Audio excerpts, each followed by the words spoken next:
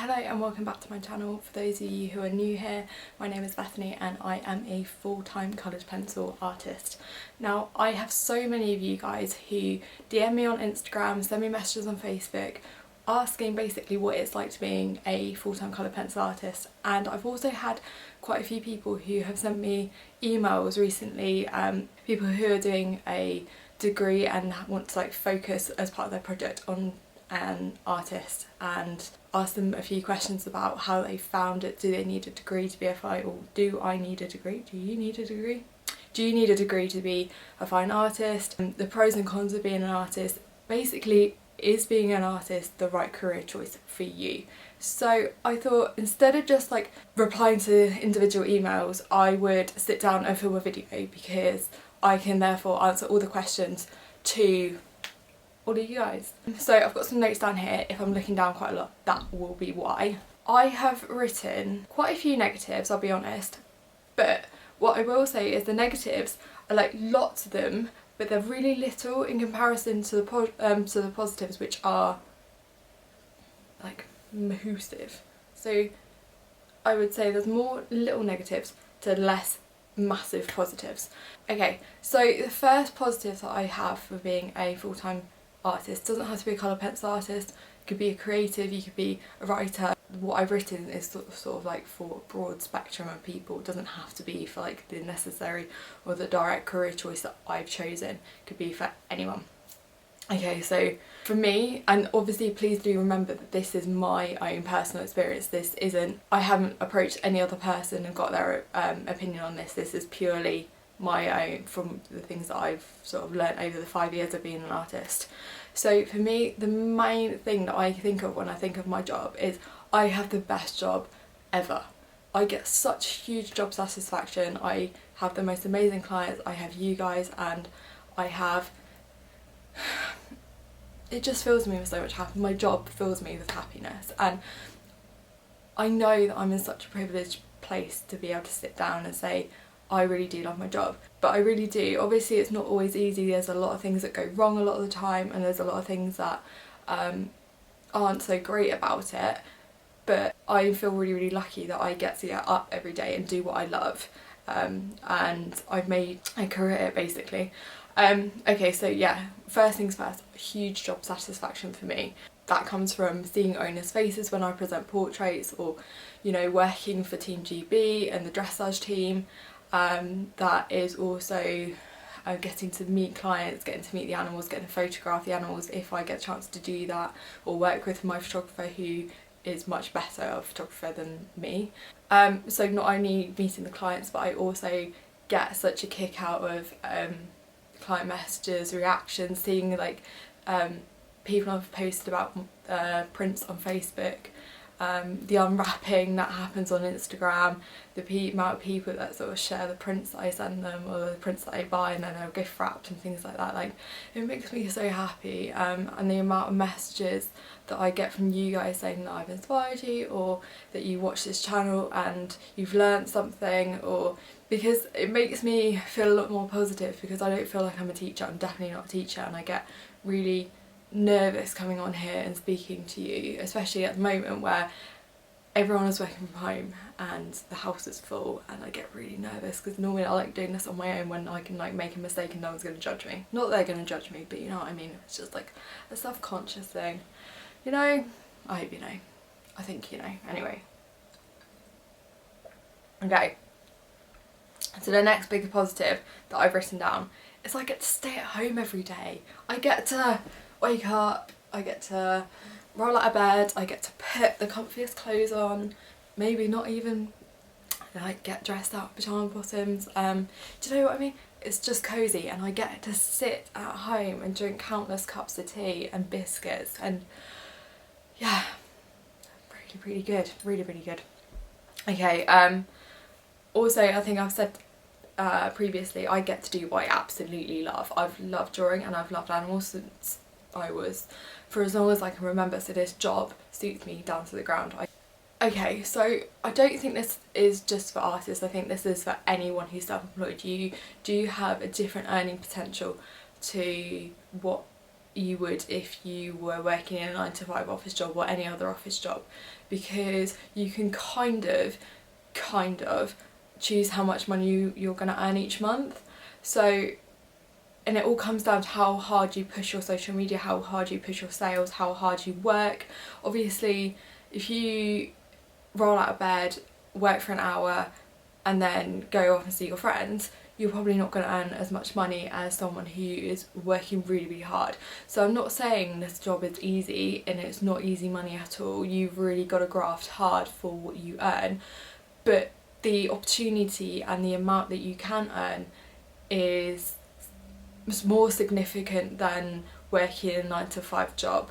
So for me, I have several different income streams, and I think that's a video that I'm going to film in the future. It's like different ways that you can make money as an artist, because I have several different income streams that supply me with an overall income at the end of the day that I take to the tax man at the end of the year. So and I think that, I mean, I've only worked in several different office jobs previous to being an artist, and I know that I earn more being an artist than what I probably would do if I was working in a 9 to 5 office job. That said, I work so many hours. I don't really have a day off at the weekend. I don't really stop working in the evenings. So probably if you broke it all down, my rate per hour wouldn't be that good. But because I work so hard and I work so much, the income that I earn is related to how much I work, if that makes sense. Okay, one thing I really love about my job is that the learning potentials are unlimited. So, and I don't just think this is if you're an artist either. I think if you could be a nail technician, you could be a writer, you could be a web designer, you could be anything, and you can always learn. There's always something that you can do to improve your skills. So for me recently, it was learning how to edit onto like the videos like this. I learned how to like do videos for IGTV that were different to the videos that I sit down and film for YouTube. Learning how to Photoshop. I'm learning Adobe InDesign for my next project. I'm learning all kinds of different stuff, and obviously at the moment everyone's in isolation, everyone's in lockdown, so it's a great opportunity to learn and take advantage of the fact that we can't really do anything else. So use that as a really good thing, whether you want to read more books or learn a new skill or, you know, learn a new medium. The opportunities are endless. See, I love my colour pencil work, and I don't think I will ever really change from that, but I'm trying to do as much as I can with the artwork that I've got. So whether it is, you know, coming on here and explaining what I do and how I do it to you guys, or whether it's as I said, learning Photoshop, or learning something that I can put my artwork into something else and do something else with it. So the opportunities to learn and to improve and to teach people eventually are endless, and that's something I really love, because I feel like you don't really get to do that in any other job. So I feel like in the 5 years that I've been an artist, I have grown so much as a person. So I've made huge mistakes, both financially and with myself and the work that I've done.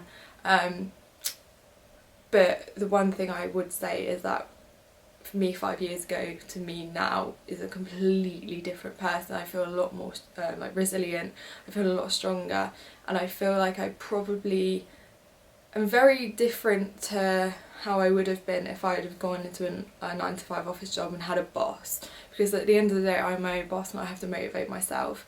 So I feel like that does change you, it makes you grow, it makes you a lot stronger, I would say. One of the things I would say is that you definitely have the opportunity to broaden your mind, broaden your thoughts, to meet entirely different people when you're self-employed, and you get to really choose who you focus your energy on and what you focus your energy on, and you get to learn that if something doesn't bring you happiness or doesn't fulfill you, then the chances are it's no good for you. So I've lost a lot of like friends in the 5 years that I've been an artist, but I've made up for that in so many other ways from different people that have come into my life. Like one of my best friends is my photographer, and I wouldn't have met her through any other way of doing this. Yeah, I work with Team GB, I work with Olympic clients from all over the world. Like, I wouldn't have had the opportunity to meet so many amazing people if I didn't do this job. So yeah, I would say that that is a huge benefit, is that I never expected to meet the sort of people that I do now work with, and that's incredible. So I think, like, coming back to something that I said about sort of losing people, I think when you become self-employed, your priorities change a lot. You really work out what is important to you, and so I really realised that my family are really important to me, my grandma, my work is really important to me, my very select group of friends are very important to me, and I really focus on what is important to me. I don't waste my time, I don't go out drinking on a Friday or Saturday night, I don't, but that, I mean, that's through my own preference, I know, but because I'm not a massive drinker anyway, but I feel like I don't waste my time. I really know what is going to be beneficial, and I really sort of like can work towards my final goal. I'm quite a tunnel focused sometimes. If I get a project in that I still really want to do, I will just run with it and see how far I can take it. And if I've got a goal in mind, an end goal in mind, I won't stop until I get there, and other things kind of go amiss. I think that's the word. So my final positive that I put of being an artist is you get to embrace so much challenge. Now, this job isn't easy, and the lessons that I learned haven't come easily either. There's been a lot of tears, there's been a lot of mistakes along the way, but I think that one of the biggest things is to embrace the challenge.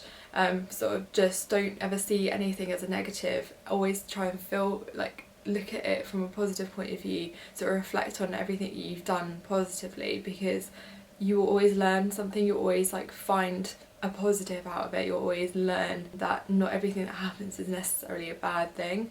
I know that in the past 5 years, as I said, I've grown so much, and that is because I have had to embrace everything that's happened in the last 5 years. So if I've had to embrace all the, you know, financial losses or the mistakes that I've made in the business and things like that, to make me the person that I am sat here today.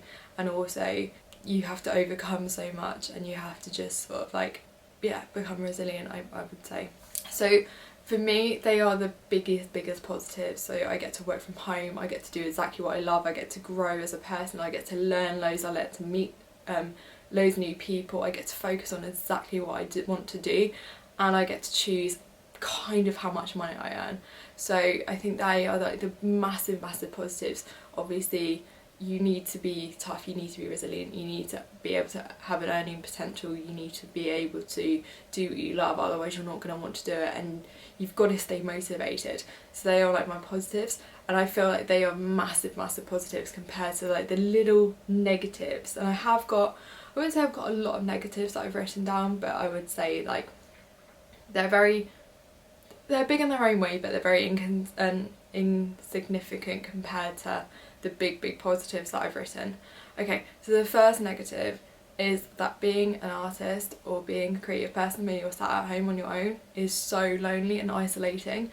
Now I feel like we're all in the same boat here because we're all in lockdown, we're all in isolation, but that is my life every single day without my family around me, so it's quite lonely, and I end up going a little bit stir crazy a lot of the time. Hence why I've started like filming my little rambly videos that you guys seem to love, and I'm so grateful because I really like filming them. Okay, and another thing that I've learned over the 5 years I've done this is like not everyone will understand you. So it kind of comes back to what I said before, that you will lose people along the way because not everyone will understand you. Maybe your parents won't understand, your family won't understand you at first, like why on earth do you want to do this for a full-time job? I know my parents and my family were very confused when I turned around and said I want to drop out of uni and become a full-time artist, because it's like the fear of the unknown. I think if your family have got corporate jobs, they work a 9 to 5 grind, then the chances are they're going to be quite apprehensive about anything unknown to that, and also not everyone that you meet around you will understand. Your friends might not understand, your boyfriend or girlfriend might not understand what you want to do, what you're doing, but if you know it's what you want to do and you've got the passion, you've got the drive, and you know you can motivate yourself and you know you can make it work in here, then you just do that, because in here is like the biggest, most important thing. Like you kind of have to, not not ignore what other people are saying, but if you know in here that you're strong enough and you have the ambition, you have the motivation and the drive to make something work, then you just got to do it at the end of the day. That's what I did, and it kind of worked. So as an artist, you have like different avenues you can take to be represented. So you can represent yourself, you can be represented by a gallery, you can be represented by a publisher, you can be represented by, I think that's about it actually. I don't really know, I'm not really into the whole like art world, but I know that they're sort of like the three things that off the top of my head I know. If you represent yourself, or with a gallery, or with a publisher really, your income is very, very varied. So you can earn a lot of money one month, no money the next month. If you're a commission artist, you can be waiting months to get a return or to get paid for the work you did. You know, there can be a backlog of cash.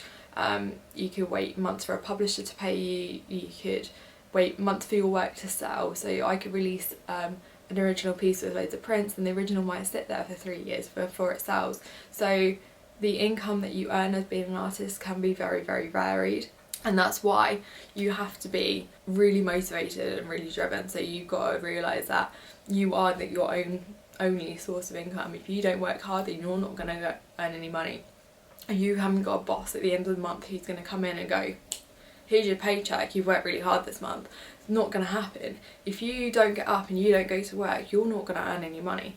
And the reality of that is quite scary, because if you work a 9 to 5 job, you get sick pay, you get, you know, a lunch break, you get paid, you know, for overtime, maybe. I don't know, I can't remember what it's like having an office job, but off the top of my head, that is what happens. And you don't get that when you're self-employed. And it's not just being an artist, that is, excuse me, any form of self-employment. Okay, and that kind of comes on to what my next point is, which is you end up working round the clock. So I have clients in Australia, and I have clients in Canada, America, I have clients in New Zealand, Japan, like all over the world, and we're all working on different time scales and time frames. And obviously my phone will ping at 3 o'clock in the morning, or it will ping at 11 o'clock at night, or do you know what I mean? It's like around the clock, it never stops, because I've got clients in every part of the world, which is great, but it makes it really hard to ever turn off. And that's one of the negatives that I definitely would say, is that I find it really, really hard to put my phone down at the end of the day and switch off from everything else that's going on. I find that I will be sat on my bed working at like midnight some days, trying to, you know, reply to comments and check emails and do like inventory stock takes and things like that, and it's just round the clock, it never ever stops. And I can be spending time with my family, and I'll have an inquiry about something for sale, and I have to I find it really difficult to not just pick up my phone and reply straight away, but that is my own sort of like lack of discipline. I can't ever say no, this is my time, because it's always work. So that is a negative. It's like round the clock, and it can be really, really draining. I said this like previously when I was talking about money, but some pieces that you release won't do as well as others. Now I've been very lucky that I've built a large following over the years, and even if something doesn't go as well as I kind of hoped it would, then there's always an opportunity for it to still sell in the future. You know, I can take it to a show, I take it to an event, or I can market it in a different way, and the chances are it will, maybe not the original will sell, but 1 or 2 prints will sell, and that will sort of make up for the time that I spent editing and marketing that piece. And then other times I will do a piece and it will sell extremely well, and there's no rhyme or rhythm to it, there's no algorithm that you can work out what's going to sell. I think you've just got to do what you enjoy doing, and the passion that you show for that will hopefully come out in the work, and if you can kind of tell a story behind it, I think that definitely helps. But as I said, some pieces won't do as well as others, and some pieces won't do well at all, and some pieces will do way better than you expect, and you just can't tell until you do it, which is a bit of a gamble, I know, and I think that's why I put it down as a negative, because you just don't know. Okay, so one thing I've learned the hard way, and it's kind of coming back to what I said about you don't know how well a piece is going to go, is that art isn't a necessity. It is definitely a luxury for a lot of people. You know, you don't need art in your home. It's nice to have, but some people are quite happy with photographs, and some people are happy with mirrors, or people are happy with posters. Art isn't something that everyone wants and everyone needs, and also there's so many different aspects of art. There's so many different genres. So you've got your abstract pieces, which some people love. You've got your like old masters oil paintings, which are in sort of grand country houses, and then you have like little coloured pencil prints. Not everyone is going to go for the prints. Not everyone's going to go for the grand oil masters. Not everyone's going to go for the embellished crystal piece or the pop art poster. It just completely depends on style and what people like, and whether people even like art to begin with.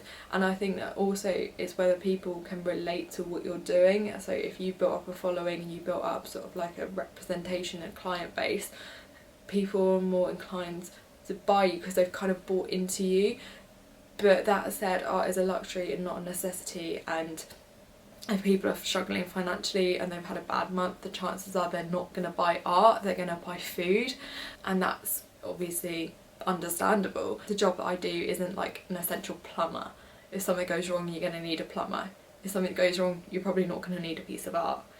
It's kind of the harsh truth, but it is the truth and it is reality, so you've got to bear that in mind. One thing that I have learned the hard way, and it kind of comes back to what I was saying about working till all around the clock, like waking up at 6. I mean, my sleep schedule at the moment is awful. I kind of go to bed at about midnight, 1 AM and wake up about 6 AM because my phone's like pinging with messages, and I know I can turn it off and I know I can put it on silent, but my body clock just naturally wakes me up then anyway. Doing this job has forced me to develop quite unhealthy work habits, and because I do work around the clock and I don't find it easy to take a day off. I feel guilty when I take a day off, and I think that's something that I really need to work on in this isolation period, is the sense of guilt that I feel. I feel guilty taking an afternoon off. I feel guilty if I go and spend time with family sometimes, or my friends, and it's not the way it should be, because I feel like if I'm not drawing then I'm not earning, and then if I'm not earning I can't do this and I can't do that, and I can't, you know, keep my social media going, and I can't keep replying to you guys and everything. I just feel so much guilt, and I almost need to check myself sometimes and go, no, you're entitled to a day off, you're entitled to an afternoon, you're entitled to go out and see your friends and go for dinner. And but in that said, I've got like, I know that in the next 2 years I want to get on the property ladder. I know that I've got almost like a vision board. I want to go on holiday this year, hopefully, if this whole isolation thing ends.